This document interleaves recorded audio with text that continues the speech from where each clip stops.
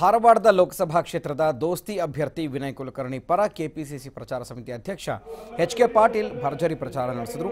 ಬಳಿಕ ಧಾರವಾಡದ ಮಾಡರ್ನ್ ಹಾಲ್ನಲ್ಲಿ ಕಾರ್ಯಕರ್ತರೊಂದಿಗೆ ಸಭೆ ನಡೆಸಿ ವಿನಯ್ ಕುಲಕರ್ಣಿ ಗೆಲುವಿಗಾಗಿ ಪ್ರತಿಯೊಬ್ಬರೂ ಶ್ರಮ ವಹಿಸಬೇಕು ಅಂತ ಕಾರ್ಯಕರ್ತರಿಗೆ ಕಿವಿ ಮಾತು ಹೇಳಿದರು. ಸಭೆಯಲ್ಲಿ ಮಾಜಿ ಸಚಿವ ಎಂ ಹಿಂಡಸ್ಗೇರಿ ಸೇರಿದ ಹಾಗೆ ಹಲವಾರು ಕಾರ್ಯಕರ್ತರು ಭಾಗವಹಿಸಿದರು.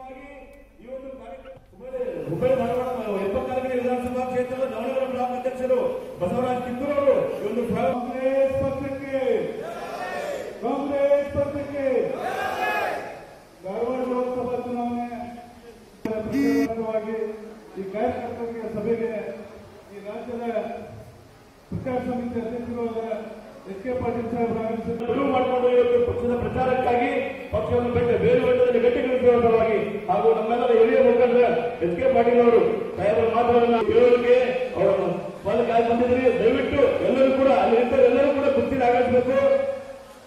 ಪ್ರಚಾರವಾಗಿ ಸಾಕಷ್ಟು ಮುಖಂಡರು ಉತ್ತಮವಾಗಿ ಈ ಒಂದು ಕಾರ್ಯಕ್ರಮ ಹುಬ್ಬಳ್ಳಿ ಧಾರವಾಡ 74ನೇ ವಿಧಾನಸಭಾ ಕ್ಷೇತ್ರದ ದಾವಣಗೆರೆ ಬ್ಲಾಕ್ ಅಧ್ಯಕ್ಷರು ಬಸವರಾಜ್ ಕಿತ್ತೂರು ಅವರು ಈ ಒಂದು ಕಾಂಗ್ರೆಸ್ ಪಕ್ಷಕ್ಕೆ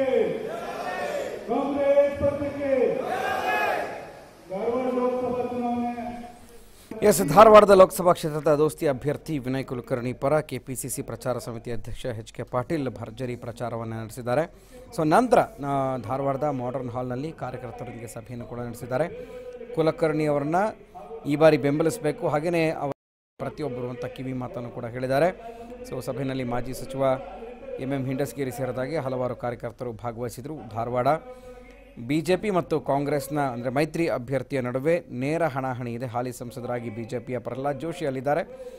ಈಗ ಮಾಜಿ ಸಚಿವ ವಿನಯ್ ಕುಲಕರ್ಣಿ ಅಲ್ಲಿ ಕಣಕ್ಕೆ ಇಳಿದಿರೋದ್ರಿಂದ 23ನೇ ತಾರೀಕು ನಡೆಯುವಂತಹ 2ನೇ ಹಂತದ ಮತದಾನದಲ್ಲಿ ಅಂದರೆ ಚುನಾವಣೆಯಲ್ಲಿ ಮೈತ್ರಿ ಅಭ್ಯರ್ಥಿಯ ಪರ ಹೆಚ್ಚಾಗಿ ಮತ ಹಾಕಿ ಬೆಂಬಲಿಸಬೇಕು, ಹಾಗೆಯೇ ಇದಕ್ಕೆ ಎಲ್ಲರೂ ಕೂಡ ಕಾರ್ಯಕರ್ತರು ಶ್ರಮಿಸಬೇಕು ಅಂತ ಕಿವಿ ಮಾತನ್ನು ಎಚ್.ಕೆ. ಪಾಟೀಲ್ ಪ್ರಚಾರ ಸಮಿತಿಯ ಅಧ್ಯಕ್ಷ ವಿನಯ್ ಕುಲಕರ್ಣಿ ಪರ ಪ್ರಚಾರ ಮಾಡಿದ್ದಾರೆ.